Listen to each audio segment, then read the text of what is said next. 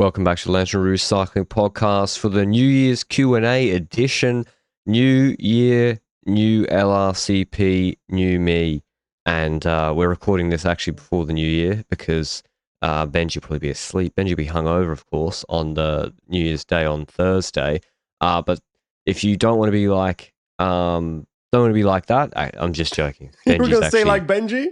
He doesn't indulge in this in vices. No, I'm going to say, yeah, I don't want to take the joke too far. You actually, I'm worse than you in that regard. So maybe projecting that upon you. But we've got a cool challenge coming from our show partner, Join, for the month of January. If you want to kickstart your goals, a word on that in a second. But this will be a Q&A. We had questions from on YouTube, Twitter, Instagram. We've collated a few of them. Some of the like really cycling specific ones. Does Pogacar win the Tour de France on every team? Some are just, does Benji dream in English or Flemish? I always wonder this myself. And yeah, we'll get through them and as many as possible. Maybe try to do some quick fires. But yeah, why don't we start off the top, Benji? What does your perfect Grand Tour look like? Because we're always complaining. Yeah. We're always complaining. We're always criticizing. Design your perfect Grand Tour. Ooh. I would say that the core element of a perfect Grand Tour for me is a bit of everything.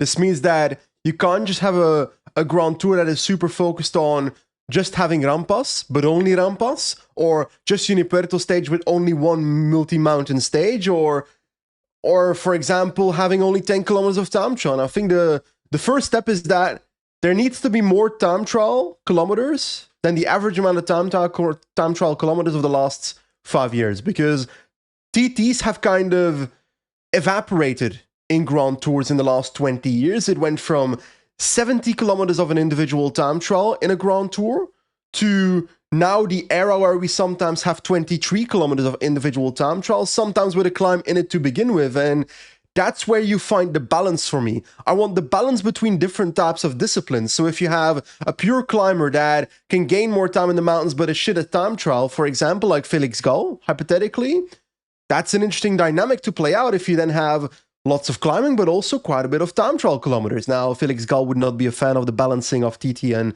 climbing kilometers. And perhaps, do you think the reason that we don't see that balance anymore is because we have Pogacar, Jonas, Vingegaard, all these GC riders that are pretty good at time trialing in the first place, that it wouldn't be a massive difference to begin with. But then again, Remco's pretty good at time trialing too, you know?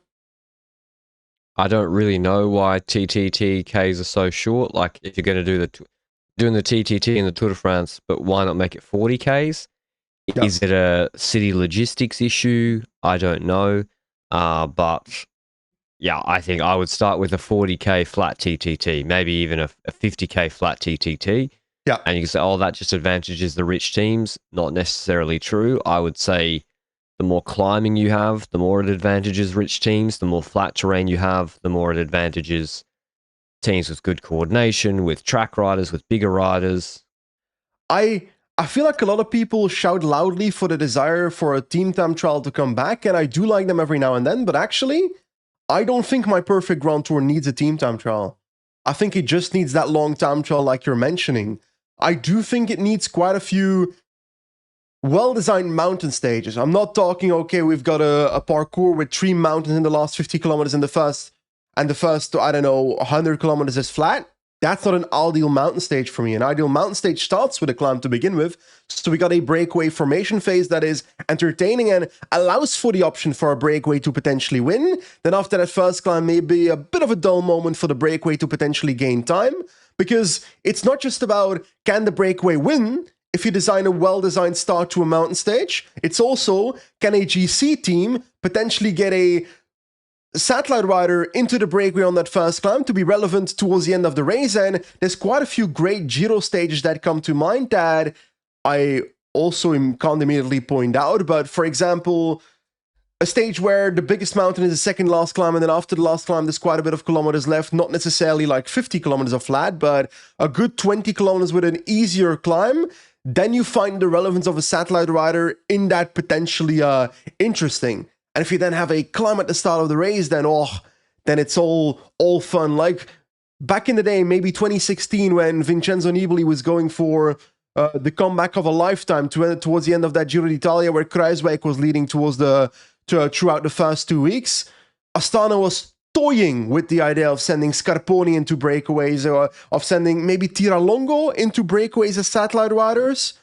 That worked a lot because they could get over the climb. Even on the climb, they were helpful, but they could get over the climb and be helpful afterwards towards the finish. And that's a satisfying aspect to me. I think it was Tarame on the 20th stage, but do you agree that the design of the mountain stages matters a lot? Yeah, I think just make them, if they're going to be a hard mountain stage, make it hard.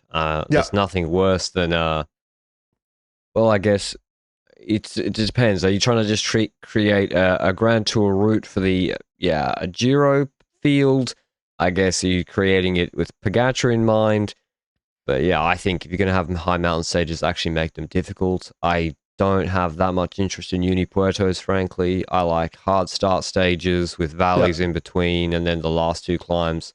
Yeah, I like the penultimate climb being very, very hard. I like high altitude. I like the stages being polarized. So I don't like everything just being a kind of similar and just a lot, like eight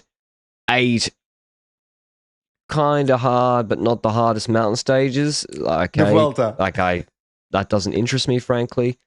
Yeah, exactly. If you're gonna have a puncher stage, make it a really good puncher stage. Make it technical. Make the hills steep and short, and make it like that. I want to see multiple absolutely flat stages in crosswind territory, hoping that, you can't guarantee the wind will blow, but have multiple stages like that. I like a gravel stage. Lefebvre, I know he was, but how many GC riders, like no one lost, well, maybe the Giro this year. Well, no, I don't agree. Like, have more teammates there to help you. Yeah. Like, if you're caught behind, it helps stronger teams play a role. So I like gravel stages. I just don't like, I don't like soft mountain stages at all. Well, I would say I agree with you in the sense of soft mountain stages that are like a 10 kilometer, 6% finish group sprint that Ciccone can compete with Jonas Vingegaard on. That doesn't satisfy my needs in terms of a Grand Tour. If I see that 7 times in a Grand, if it's once, sure, I'll allow it. I don't mind it. It's something different than the other stages. That's the variation we are looking for. But the one thing that Grand Tour should not shy away from is those medium mountain stages with multiple potential launching pads. That's an different aspect. I agree. And I know you agree in there as well. We've seen multiple occasions, like the Vuelta stage the Champoussin Vuelta stage 2021. Is that correct? That one, the final stage of the Basque Country every year, the final stage of Paris-Nice every year. These are locked on good stages. And now maybe you can say, well, they're great stages because they're the last stage of a 1-week stage race and you have to go. I still think the Pidcocks of the world, the Vingegaards, they still go on these stages and you can have satellite riders, and you can still see the riders race, but they're racing instead of the last 200 meters of the final climb, like in the Vuelta soft finishes, they could be racing from further out. And I actually don't think it needs to be the final stage either. Sure, the likelihood of action is higher when it's stage 20. But on the other hand, there's also the realistic effect that we've seen the sport of cycling get more aggressive over the years, and Visma Lease Bike trying to hammer every bloody stage of the first 14 this year to try and see any weakness. But also, on top of that, stage 14 of the Giro 2022-2023 was the one where Bora launched it. The Simon Philip one. Was that the Torino stage? Or am I imagining that? Where Kemna was in the breakaway for a bit? Or... I just remember Hindley sending it. Simon Philip won. Nibali was there. But yeah, these are good stages. I think then the Tour de France this year, like, how would I critique it? Yeah, like the Col de la Loze stage was bad because the final climb was the hardest. Well, no, I mean, Vingegaard went on Madeleine. So I guess, is the stage bad because Vingegaard didn't drop Pog? Like, that's the discussion, I guess. I just think that the other side of Côte la Loze is much better than that side of Côte la Loze. I think that's the factor here. But outside of the Côte la Loze aspect, I would have loved the stage where you've got Madeleine, for example, with a smaller climb at the finish. That already is a dynamic where you're gonna see super active attacks on Madeleine, and then you'll see if you can drop them. But then again, the difference then would be that you don't have this major effect after Madeleine where it kind of ends up being boring because the time from Madeleine stop to the finish is so incredibly long.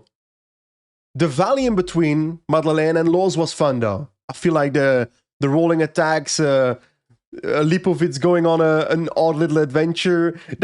We saw some enjoyment or frustration in that, must I say.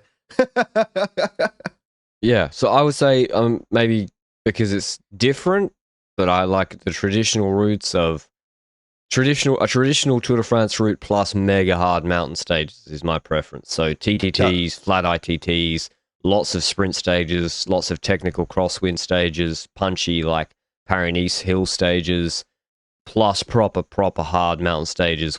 I like mythical climbs, and I like new climbs that they do or create. So Granon was sick. Puy de Dôme was cool, even though the gaps weren't huge. So I like those sort of stages, that sort of route. I don't like everything just being the same, which I feel like, yeah, it's hard, especially with the Giro being scared of altitude. I also like the individual Grand Tours having their own character. So I like the Giro having multiple 2,000-meter climbs, the Passo João followed by Fedai or whatever. Yeah, I like the Tour de France having a crosswind stage, etc. The Giro can't have one of them; it's not allowed. And I do like the Vuelta having Rampas and Humanas.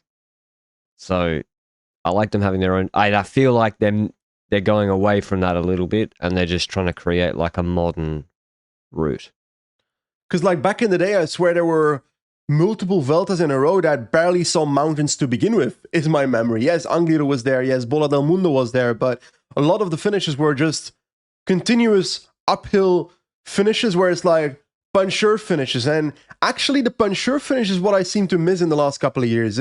They're also shying away next to medium mountain stage. They're also shying away from puncher finishes where it's truly a puncher finish. I'm talking not a rampa of a 10-kilometer climb with 15% segments towards the end. I'm talking a 1.5 kilometer 15% climb where Romain Grégoire can compete with GC riders. That kind of idea, you know? We saw that in the first week of the Tour de France last year, multiple occasions, and I actually really enjoyed those stages. There's this aspect of, yes, it's more dangerous because there's more run up towards steep climbs, so more fight for positioning, especially in Bretagne where, let's be honest about it, road furniture is hell. And we actually didn't see that many crashes in those stages last year. We did have the Almeida crash before Mur de Bretagne, of course, but that was more on a straight road, actually. Now, I want to see more of those puncher style finishes, like the good old Alaphilippe Landerneau style finishes, you know? Yeah, I think they're good. But then I guess didn't we have that with Ciccone against Vingegaard? I would say, stage 3 of the Vuelta, I would say no. So yeah, I agree. I like those sort of punchy stages. But if you want to get ready for January, kickstart your new year, we have some prizes coming. There's the 10 Dam Challenge, named after Lawrence 10 Dam. And you have to complete 10 activities. The key is in the name, the clue's in the name. 10 activities. Any activity until January 31. We'll be able to do this. I'll be doing this. And the reason is because you can win prizes from the Lanterne Rouge Cycling Podcast, our merch. You can get a mug, a cap, or a t-shirt. 3 lucky members who complete the 10 will win gear from Join Cycling Partners. It includes a 4i power meter for the first place, Live Slow, Ride Fast kit.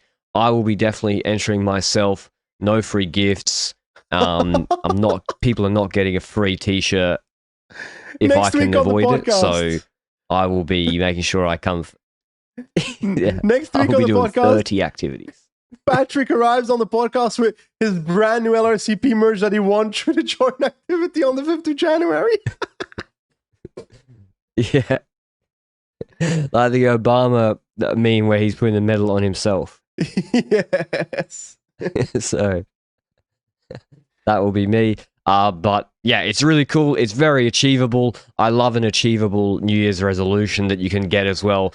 Actually achieve it within the month of January. I think there's some science behind that actually being very, very effective for kickstarting new habits. So all you have to do is join the 10 Damn January Challenge group in Join, complete 10 activities until January 31st, and then you get entered to win prizes from 4i, LRCP, and the Live Slow Ride Fast group as well. So you can invite your friends to do it if you want them to get involved. But yeah, I think it's really cool. Make sure you sign up for it. Me and Benji will be doing it. There'll be a leaderboard, and I'm starting, well, not tomorrow because we're recording this beforehand, but when you hear this, I will already have started because I'm also in Australia, so I'm going to have my first activity. I'll be entered first. So you people elsewhere have no chance. Okay, well, actually, maybe there's Kiwi listeners will be first. Should I fly to New Zealand just to annoy you? What time is Hawaii? How am I supposed to know? Just a friendly neighborhood Belgian in Oxford right now. Hawaii is they're going to be hearing it and doing it last. I'm afraid. Big sad. Their Greenwich Mean Time -10. Sorry for them. I just learned that today. Okay. Does Pogacar win the Tour de France on every team? This is from Jay Bayless on Instagram. Ooh. No. Why? Never underestimate the capacity of people to fuck things up. So, UAE have UAE had the best all-round classics helper in the Tour. That cost money. Tim Wellens. He didn't make one mistake. Didn't make one mistake at any moment. Yeah. They had the best puncher in the Tour de France, Narvaez, who's also cost a fair bit of coin. They're on good bikes. They're on good wheels. They got good trainers. They've upgraded their nutrition. They got, with Almeida there, would have had the best, equal or better climbing support. Got good kit. They got more soigneurs. They got bidons handed at all the right times. So if you just transplant a Pogacar right now, him into another team, confidence, and the structure doesn't have time to change with new money, etc. Yeah, with the support riders, there's a higher chance he loses the Tour. Of course, I fully agree with you, and I think specific things to pinpoint is UAE Team Emirates positions Tadej Pogacar before every spicy punchy climb in week 1 of the Tour de France.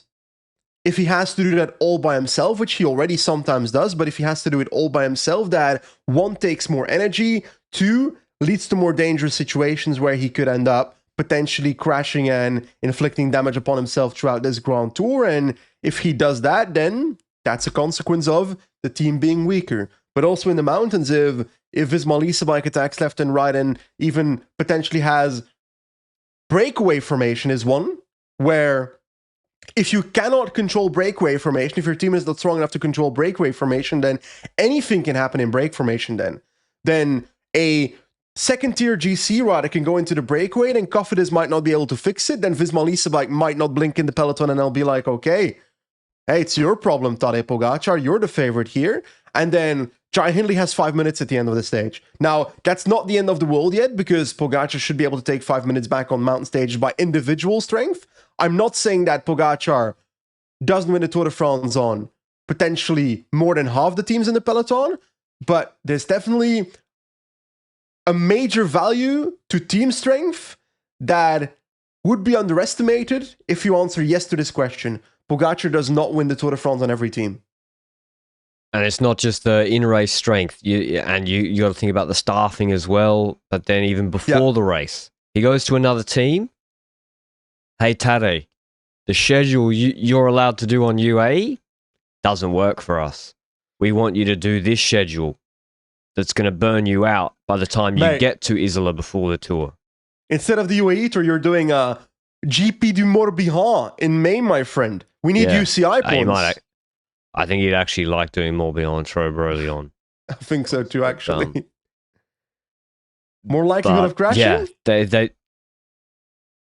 Sure, but I more think that he'd have to do more prestige 1 week stage races, and Yeah. the altitude. So the altitude camps wouldn't be as good because they're not as dialed in. So then he's not arriving to these races in as good a shape, and then he's not getting the super compensation, and then he's not preparing for the tour from a high enough level, and it's just all compound that he just will not be as good on a different team. That doesn't mean his talent's any different, but if you have the best rider on the most well-resourced like, team, then it's going to have the highest chance to win the Tour de France.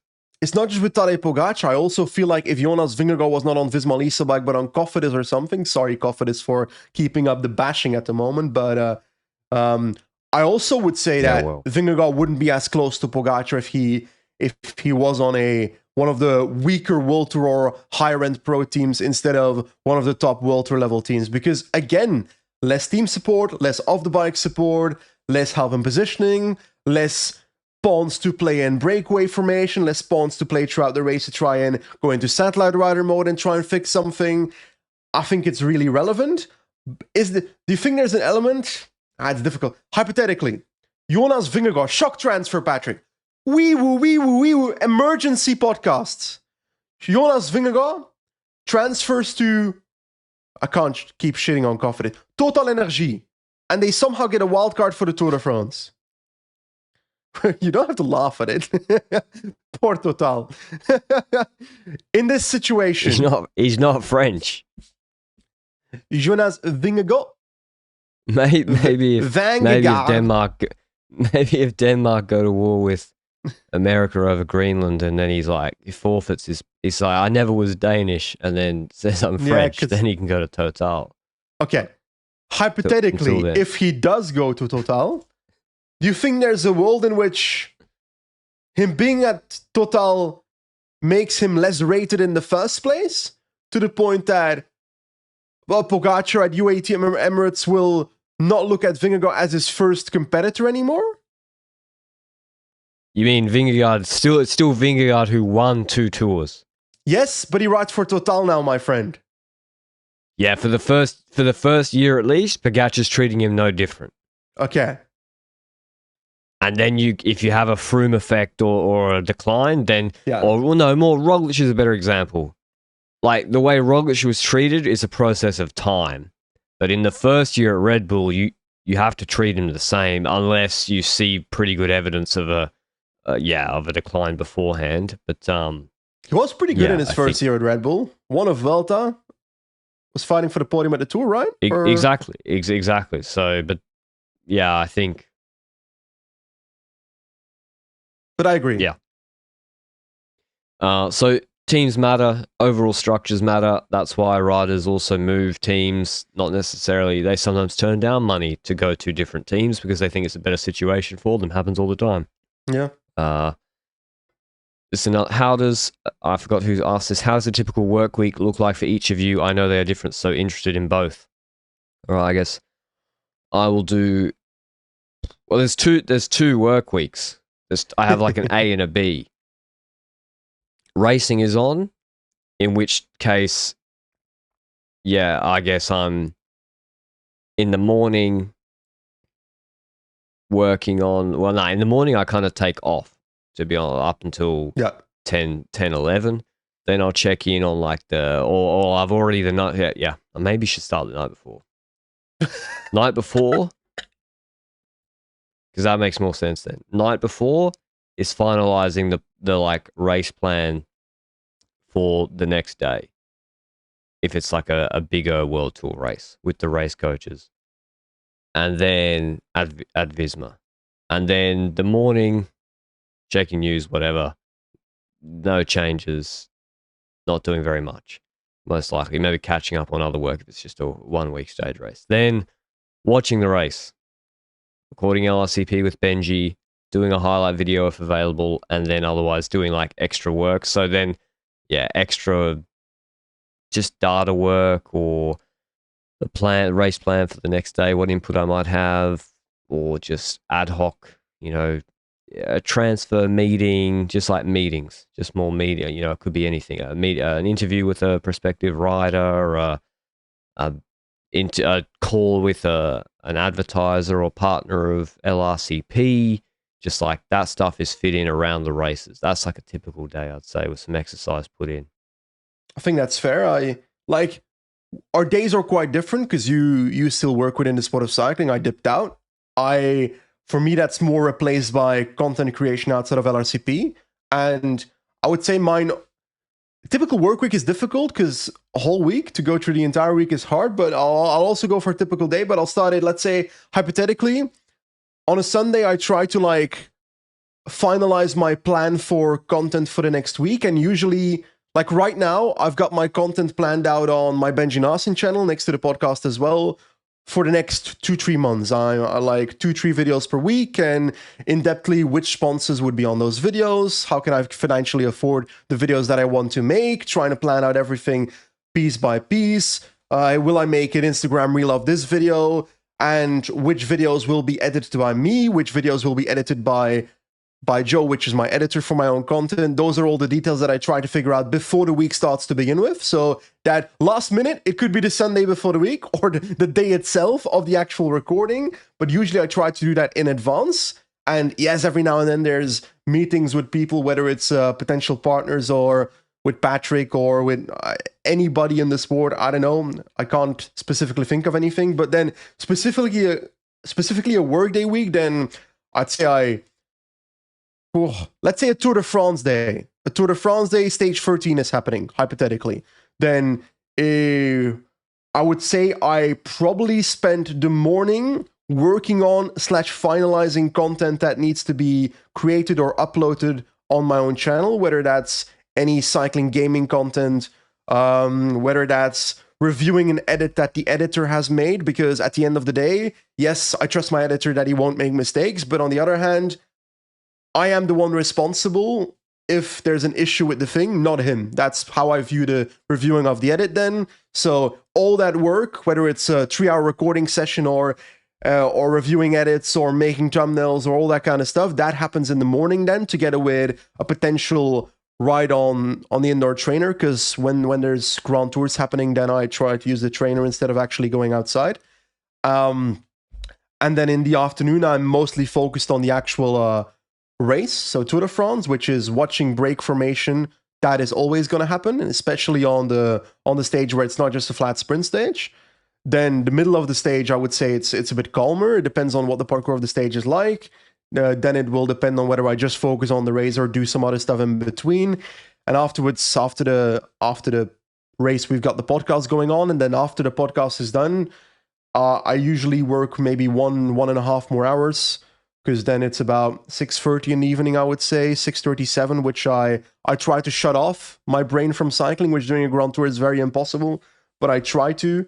And then I spend the rest of the evening either family time with my wife or doom scrolling Twitter, trying to figure out what happened in the world of cycling that I need to keep following. But I'm trying to limit my Twitter usage. I've barely tweeted in the last month, so you can't laugh at me anymore, Patrick. I'm withdrawal symptoms are showing, my friend. I know I've tweeted more than you, maybe. I tweeted twice like this month about cricket, about the cricket. Yeah, I was notably silent about the Melbourne debacle, but that wasn't my fault. It was the curator's fault, obviously. Who's that? Well, they did the pitch with 10 mil of grass because they thought the weather was going to be hotter, and there was way too much grass, and the ball was seaming too much, and then it just became a lottery. And England got lucky this time. They got lucky. You're telling me that these posh cricket players can decide the height of their grass before a game? Actually, most of the Australian cricket players are not from middle upper class backgrounds, unlike the United Kingdom, where they're all from South Africa. You adjust the level of the grass on the pitch depending on the weather conditions, but how? Trimming it. But hypothetically, let's say I'm talking just the pitch, the strip, not the full field, Benji, just the narrow rectangle they bowl on. Okay, but what if it needs to be higher next week and the growth of the grass isn't fast enough? That's why you don't cut it too short, in case. Then you're fucked. That's yeah. He didn't cut it short. He didn't cut it short enough, and then the weather changed, according to him. So you're saying the MVP within cricket is the guy that mows the lawn?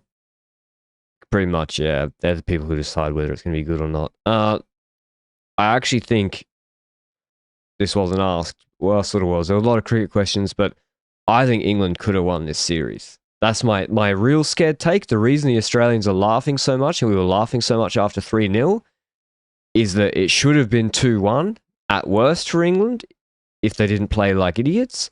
And then it would have been 2-2, and then Cummins is fucked. Hazelwood's injured, Lyon's injured, and we can't bat. And you could have won this series. And so that's why it's a huge missed opportunity for England, because I really think they should have won the first test, and then it'd be 2-2 and you got a fresher team. So sorry for your loss. I think back on the work week, the really serious point is that Benji and I still watch every race. Yep.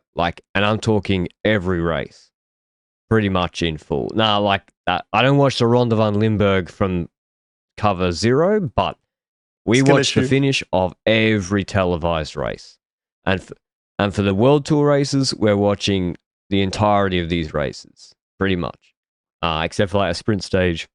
We can take an obvious hiatus when the break is gone, but we're watching every break formation, we know exactly when the race should kick off. I can't recall when we've missed, for whatever reason, when the race has kicked off, and you can access it on your phone anyway.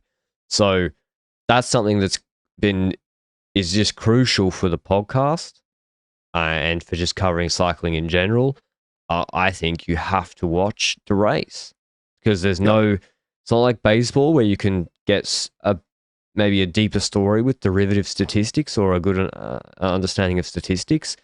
That doesn't really exist in cycling, and so you have to watch the race. There are two evolutions that I did have during the time in the podcast. Is, for example, since last year, I also have like a week in the off season where I rewatch races, because I started to notice that if I just watch the races throughout the year, that by the end of the year, there's races that are gonna slip through your fingers.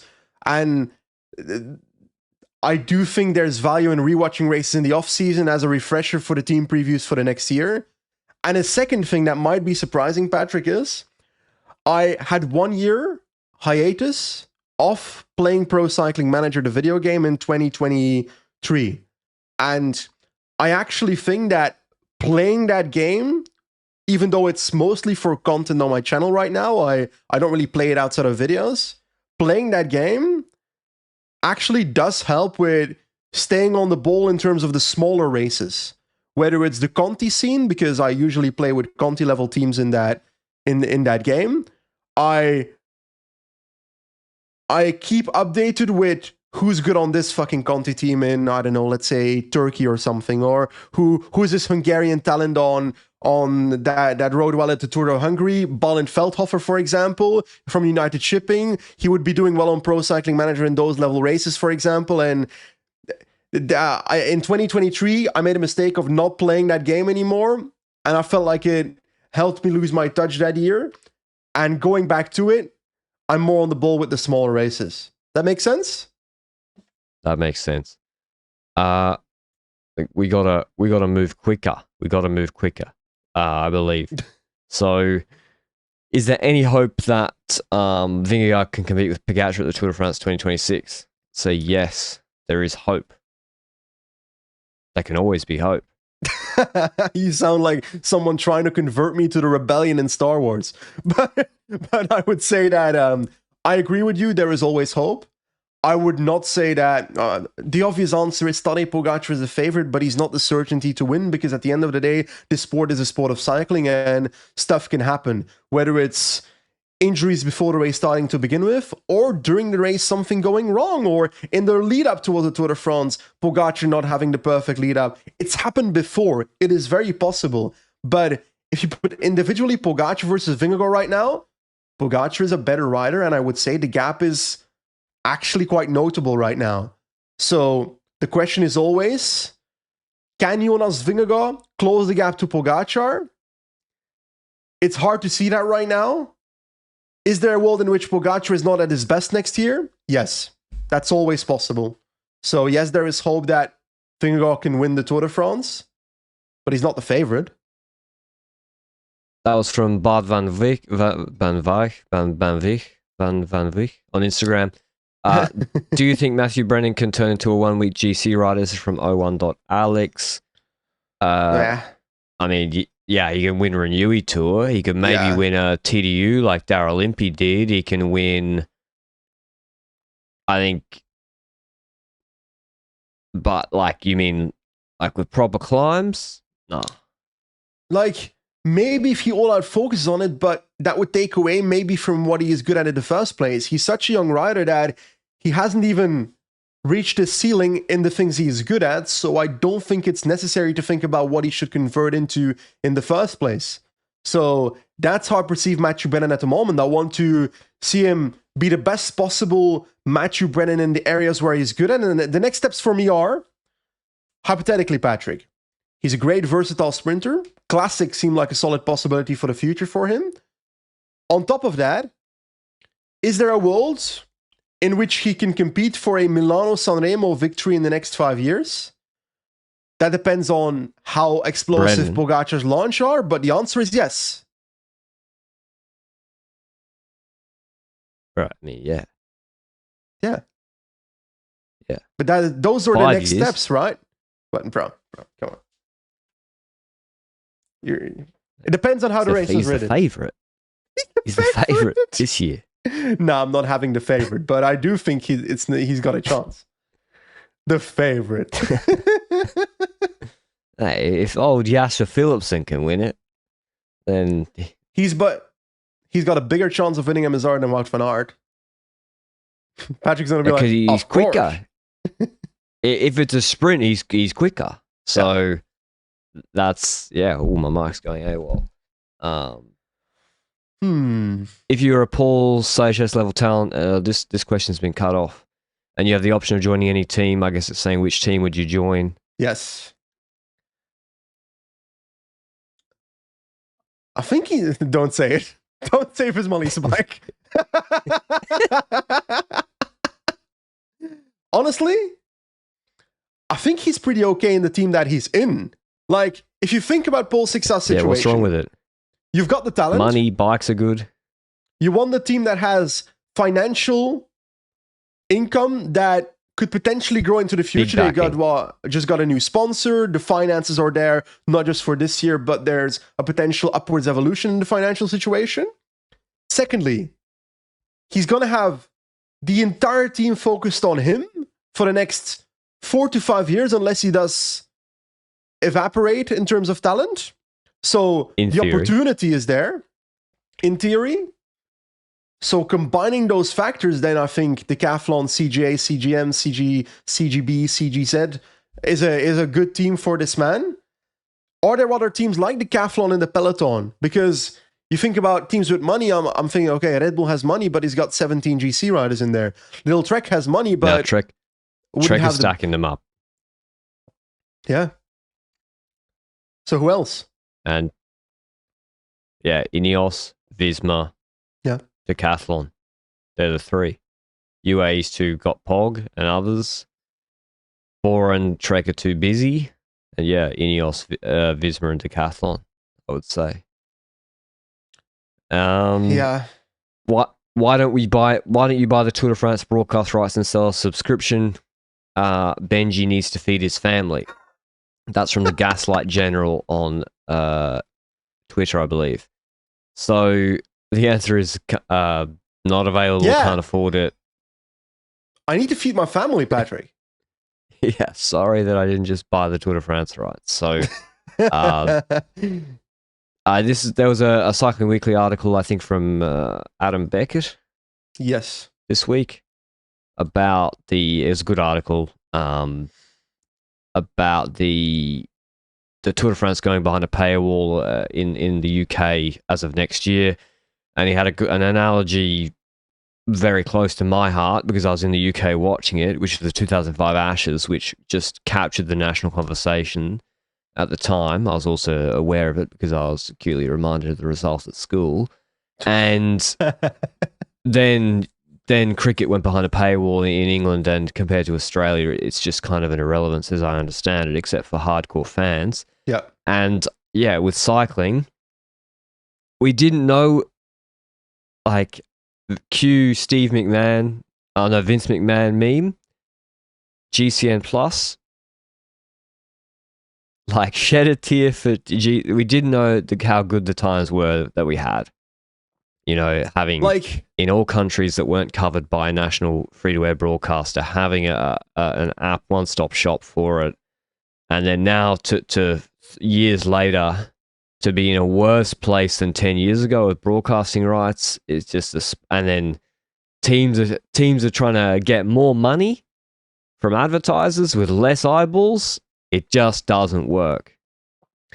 And it's also, we got to sketch a situation with streaming services, because let's say GCN was bought up by Eurosport, who was acquired by Discovery, who then came together with Warner Bros. And the whole process that happened throughout the last couple of years here in the UK, at least, is that, okay, then the cycling moved to the Eurosport Player thing, and then eventually it's ended up moving to Discovery Plus, and then the idea was that it would be added to HBO Max. And because all these streaming companies are adding cycling to their existing streaming services instead of having a specific cycling-focused or sports-focused streaming service, because of that, we are paying for the entire streaming service that includes cycling, but also the Premier League, but also all these other TV shows that I don't necessarily watch through that streaming service. So at this point, to pay for cycling in the UK this year, you are paying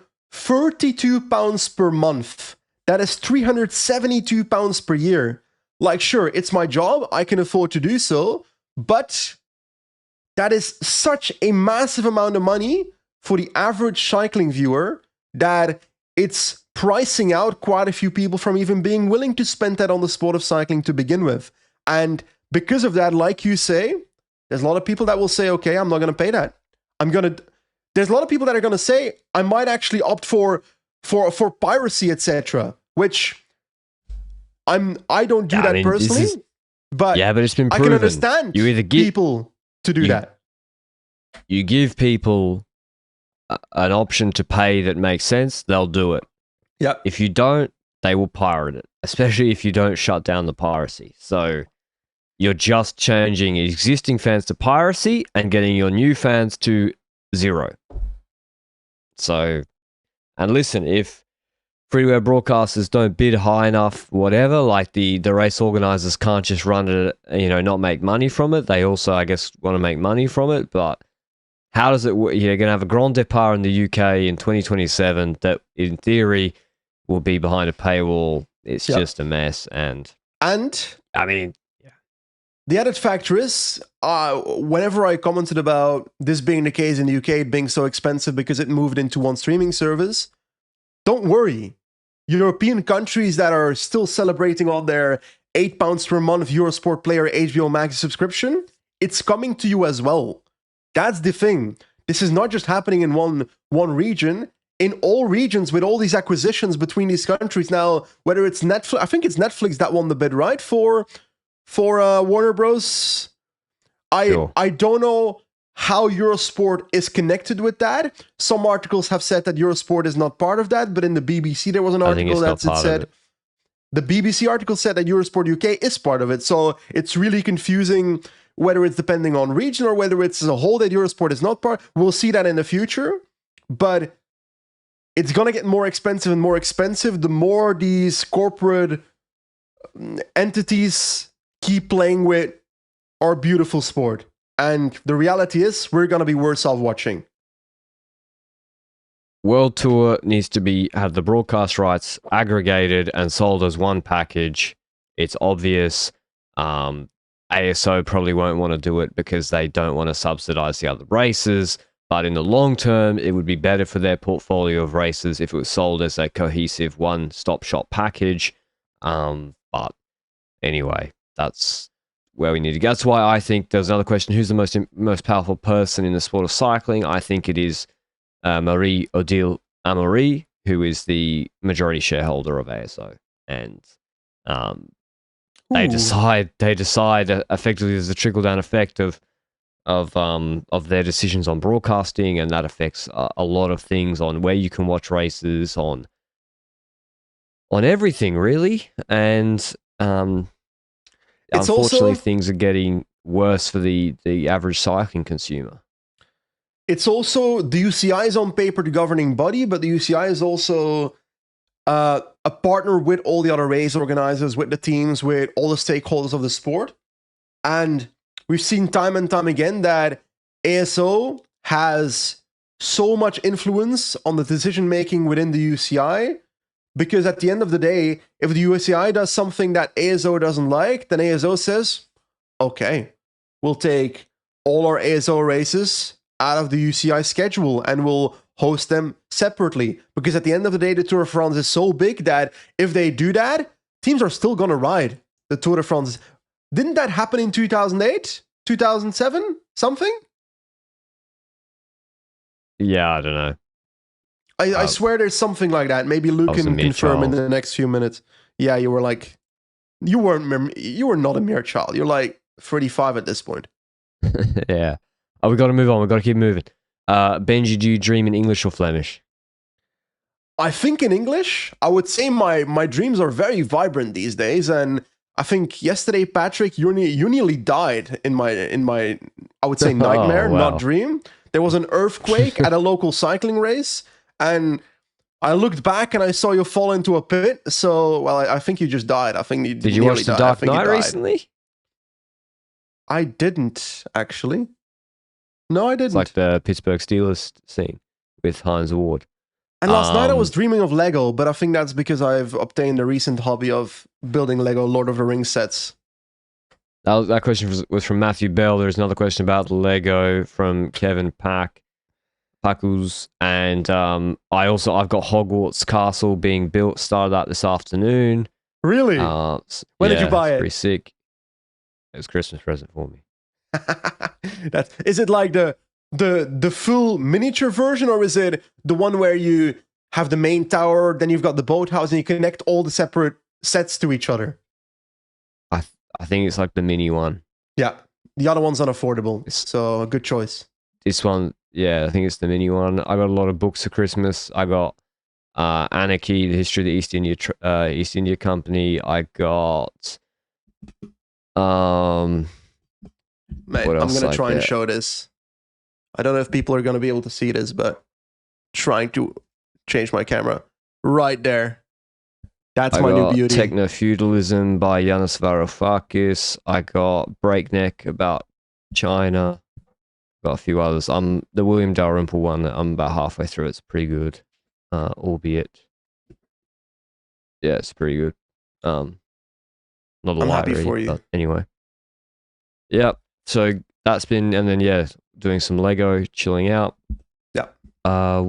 Who are the most underrated riders? We can't say Australian or Belgian riders. From Aaron Kirky, Caden Groves, Jay Vine, Lara Gillespie, Ben O'Connor.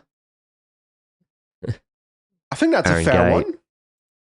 Who? Lara Gillespie, I think, is a valid underrated rider. She's pretty good for a Neo Pro. Underrated. Who else?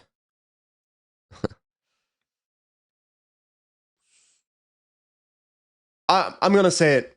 Michael Matthews right now. Yeah, Michael Matthews, but I'm not allowed to say Australian. You're allowed to say an Australian. Yes. I'm allowed to say Belgians. Yes. Okay. I need to hear a Belgian, my friend. Come on. Pay me back. Quinten Hermans, easy one. He's now underrated. I'm not sure I feel that. He's underrated. Okay. Good rider. Yeah. 12th at Montreal, 6th at Quebec. That's really fucking good, actually. Yes, dude. Van Gils is also probably underrated now. Yes. Van Gils was so underrated, he was like, they're clearly their best domestique in the Dauphiné option. They didn't take him to the Tour. Fedorov. Is Nelson Paulus eternally underrated? Or is he not consistent Paulus enough? Is underrated. Nah, he's been consistently good in big races for quite a while. I think Almeida's underrated. I think Del Toro's overrated. I think Almeida's rated right now. I don't think he's underrated anymore. No, I think he's If he unfair. I ever saw the was. forums. I saw what the forums were reacting when I said he's clearly the third best GC rider in the world. They were like, "That's outrageous." A lot of You people. know what, Patrick? I was like, I think Oscar How is Onley it is outrageous? underrated. By you for sure.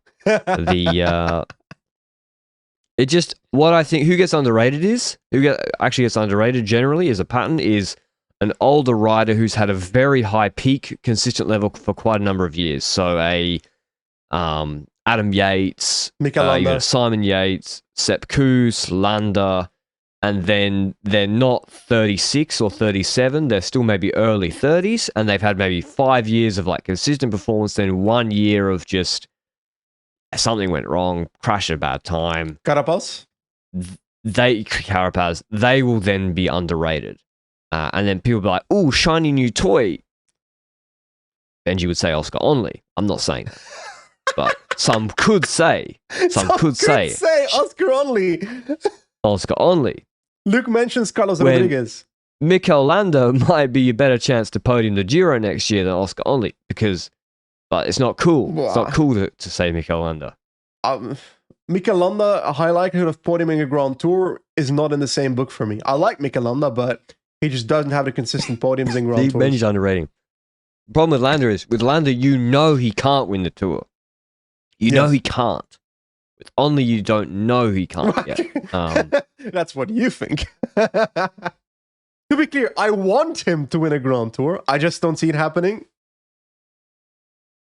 Why do you want him to win a Grand Tour? because I like him. He's a nice guy.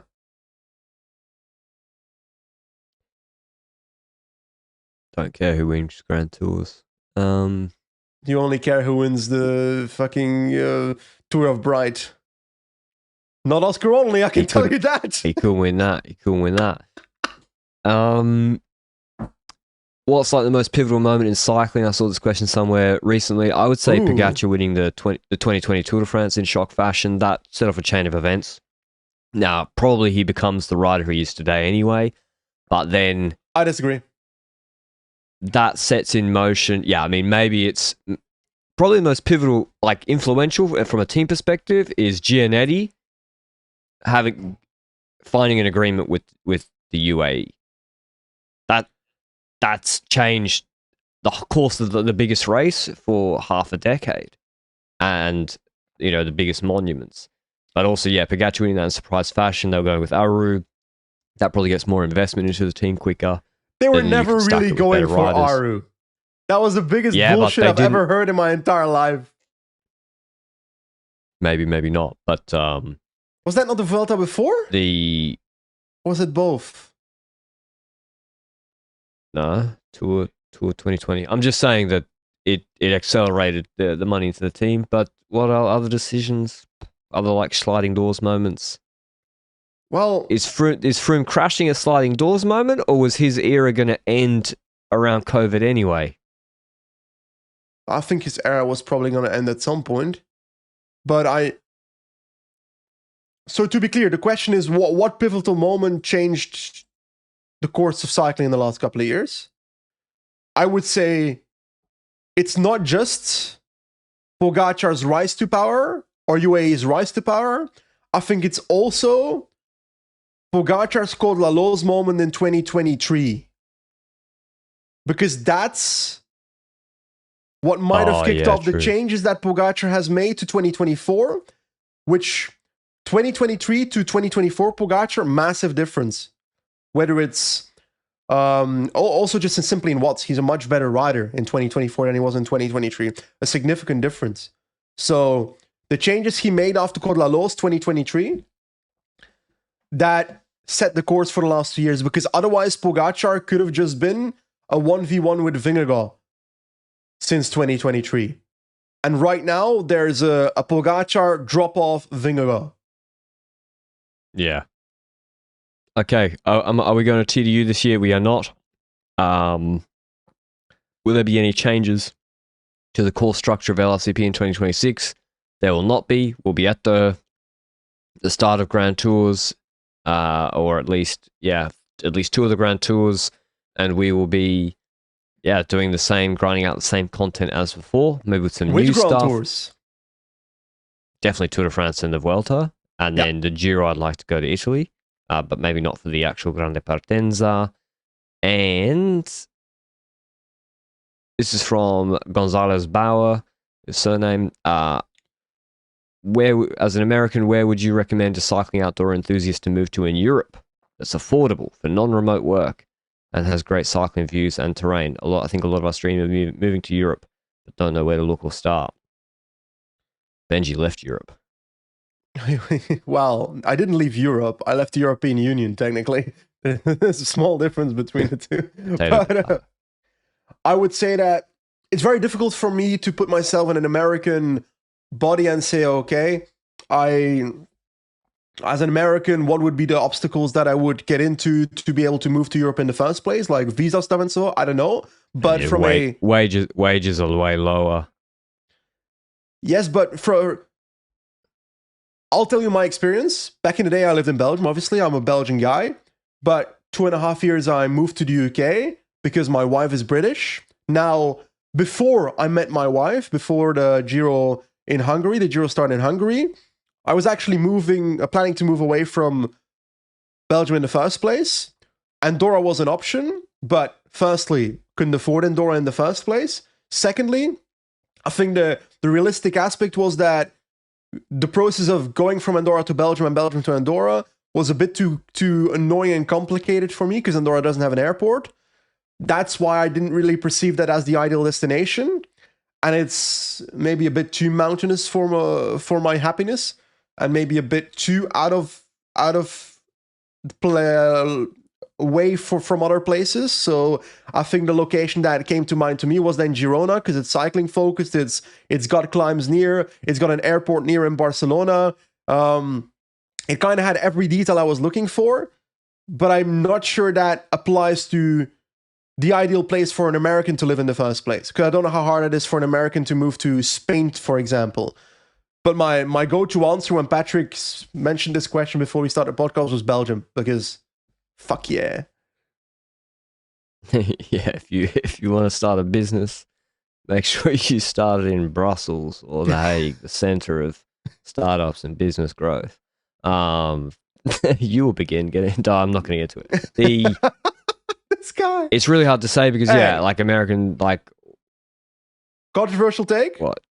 In my 3 years of having a business in Belgium, I got money back from the government, from taxes. So I'm not complaining. Don't know how. I don't understand how. We do. We need a YouTube expose into Benji's tax system. Benji's work tax deductions. What was I going to say? Yeah, it depends. You just like it's an impossible question to answer, like Benji said. I mean, you say like relatively affordable. It's like, okay, but are you if you're used to the median American wage and then cost of living is different, are you happy to live in a small Spanish town and earn a third of that, but otherwise have like a good quality of life? Doesn't mean you'll be unhappy if you enjoy nature, healthcare, community, sea, mountains, riding, etc. Healthcare would be a massive difference compared to the UK. But then again, can you get it as an expat? Because I don't know what the rule there is. Because in the UK, for example, I'm paying 4,000-ish pounds for 2.5 years of healthcare. So you can buy your healthcare here if you're not from the UK. No, I'm not paying 4,000 per month for 2.5 years. Oh, okay. Which is a lot of money, but hey, I'd like to have health being cared for. Yeah, it depends. Everyone's different. Everyone's family situation is different. Everyone's skills are different. You can't bring your weapons. So it's really Americans. It's really hard to say. You don't even know what state they're from. You don't even know what state they're from. So also America's a big place, but yeah. Just imagining a stereotype Texan. Yeah, I don't know why Benji's imagining that it's like Benji's imagining it's like a cowboy in Montana. Could be, but It's probably just Might not a be. dentist in New York. Most of the Benji, I feel in most of the people that listen to the podcast in America are from Los Angeles, New York, and Miami. Yes. Shout out to Billings though. What is that? Okay, it's in the north, in the northwest. Okay. I think that's about it. That's about it. Anything you'd like to get off your chest, Benji? Anything you'd like to say? I'm looking forward to the next year. I think that's just do you feel it yet? Do you feel the rush? I think I'll start feeling it once we hit the new year. I think like the first 2 weeks of January are my launching into the new year. And I think the important thing that we haven't said necessarily is that I do think we need to give a massive thank you to our viewers for being by our side through this tumultuous year. Is that even a word? I'll go with it anyway. Record year. Yeah. Well, the numbers have never been higher. Every year's a record year for the podcast. Every year's a record year. They just keep going up. Yeah. But yeah, it's been a fantastic year. We appreciate all the support. I mean, even the questions in the middle of the Christmas period, getting all the answers back from you. And I think what I love most about the LICP community, to not be facetious for once, is that the quality of engagement is unlike I've seen in almost any other internet community or digital-based community. The quality of engagement, our response, community people is the best community, Patrick. Could be, and I think so. I think it just amazes me every time how good it is. And there's just no toxicity, people with their genuine questions, people just enjoying cycling. I don't think there's toxicity.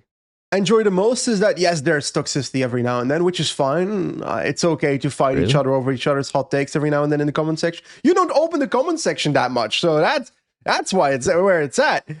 You're the kind of person that shouts a hot take and then like let it evaporate and echo through space and time, but don't want to hear the backlash for it.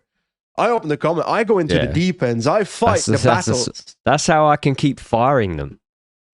But I think the most beautiful thing about our comment sections and the engagement of our community is how welcome it is to new people within the cycling community. If someone has a question that doesn't necessarily... If someone, for example, says, I think this happened, but I'm not an expert, I'm pretty new to the sport of cycling, there's quite often people in the comment section that say, you don't have to be an expert to give your take here. Your take matters too. I have that opinion. I don't care if you watch one cycling race or 1 billion per year. I want to hear your opinion on the sport just as much. And I like that is also seen within the community. We're getting cringe, Patrick. We're getting cringe. Also, a big shout out to Luke for the producing behind the camera. Shout out Luke, doing all the work behind the scenes. But yeah, I'm getting hyped for the new year. It's like, I hate hustle grind content. Like, I find a little bit What's cringe. your morning routine, Patrick? But then, yeah, I had a few David Goggins reels. I was like, yeah, let's do 170 pods a year. Cold plunge in the morning, raw. Exactly. That's exactly like running back-to-back ultra marathons every day. It's just doing 170 podcasts a year. So, I'm at the grindstone. One could say, speaking into this hairdryer. But yeah, thanks everybody for listening all year. We really appreciate it. But we're all really stoked to do the 7th season coming up this year. Make sure you do the Join Cycling challenge. And Luke says 182 podcasts. I don't know about that. I mean, David Goggins' reel was not that compelling. We might trim that by 10%. But anyway, thanks for listening as always, and we'll see you with the next preview most likely. Ciao, ciao, ciao.